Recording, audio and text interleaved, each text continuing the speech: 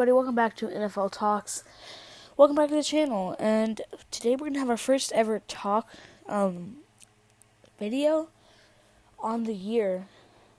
And basically what this is going to be is it's going to be a new series called NFL Talks Unscripted. And basically it's where I have no script, I'm just going off of what I know. Obviously I have the stats of the players just so I can go off of that and get you guys great content. Are James Conner signing with the Arizona Cardinals and Jadeveon Clowney signing with the Cleveland Browns. And the reason why I bring up these two topics are because they are really big topics, actually. Insanely big topics. And I know what you're thinking. Hey guys, NFL Talks, both of these players have not had the best seasons, but they are both at, not Jadeveon Clowney, he's where he should be. But James Conner is extremely underrated. So, we're going to jump into James Conner first. And so, James Conner last year had 169 attempts, not the most for a running back. It was actually 19th in the league. Alright, take two. My stats crapped out in the middle of that. So, and then he had 721 yards, which was like 22nd in the league, and 6 touchdowns, 23rd in the league, with a 4.3 average, which is pretty good actually. So basically he was in the middle. I would say 19th average, but that's pretty good for a running back who is based out of mainly passing team. So, what this brings to the Arizona Cardinals, and James Conner is actually pretty fast, and what this brings to the Arizona Cardinals is, if you look at the Arizona Cardinals roster, I'm searching this up right now, then you will see that they have a elite running game, and this is absolutely nuts. Their running game is pretty good, actually. And I know you're like, oh, but they only have 2 running backs. Well, what James Conner brings to the Arizona Cardinals is the option to run a triple option. Now, this is nuts. And for all of those of you who don't know what a triple option is, it's going to be right here on the screen.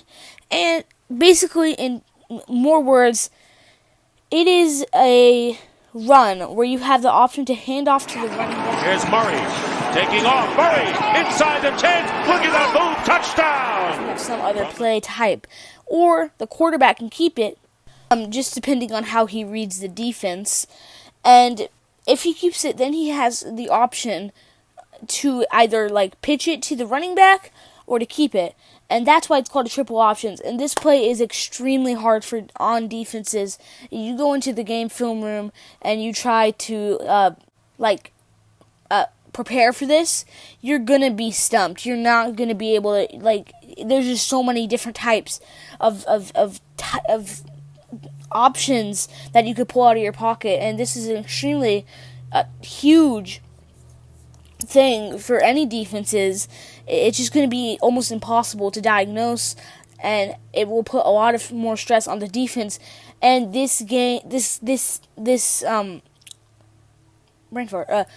play has such a high rate of success. This is just an insane play and a very helpful play. Now, James Conner is getting paired up with Kenyon Drake. He's getting paired up with Kenyon Drake, one of the fastest running backs in the league. And this is a great opportunity for him to really shine, because if I had to say that James Conner is better than Kenyon Drake, and this is a great opportunity for this team, and I think this team will now make a very deep run in the playoffs. They were kind of just missing that extra run to the run game, and now that they have an elite passing game too with DeAndre Hopkins and Christian Kirk, this team will make a very deep run in the playoffs. And James Conner, Kenyon Drake, Kyler Murray, all they need to do is maybe beef up their offensive line in this draft. I would select an offensive lineman in this draft. Oh, also, speaking about offensive linemen, me and my good buddy, his channel name is King Pithy, go check him out, he's a Minecraft YouTuber, are actually going to be doing a video in 2 weeks on our draft predictions for this year, and it's going to be pretty entertaining. Anyway, so beef up your offensive lineman. Your defense is great. Buda Baker in the secondary. No word on Pat Pete yet. Probably going to stay in Arizona. Your defensive line is great. Your linebackers are great. You have, oh my gosh, I can't think. You have Chandler Jones. Your defensive, like I said, your defensive line is great. You have J.J. Watt. This is really a great Cardinals team that I think could make a big run in the playoffs because they have everything. They have at least one good player at each position, and that's what you need. Like, if you have one good player at each position, you're good. Now, the next topic I wanted to talk about is Jadeveon Clowney signing with the Cleveland Browns. Now, what this means is Jadeveon Clowney, let's look at his stats.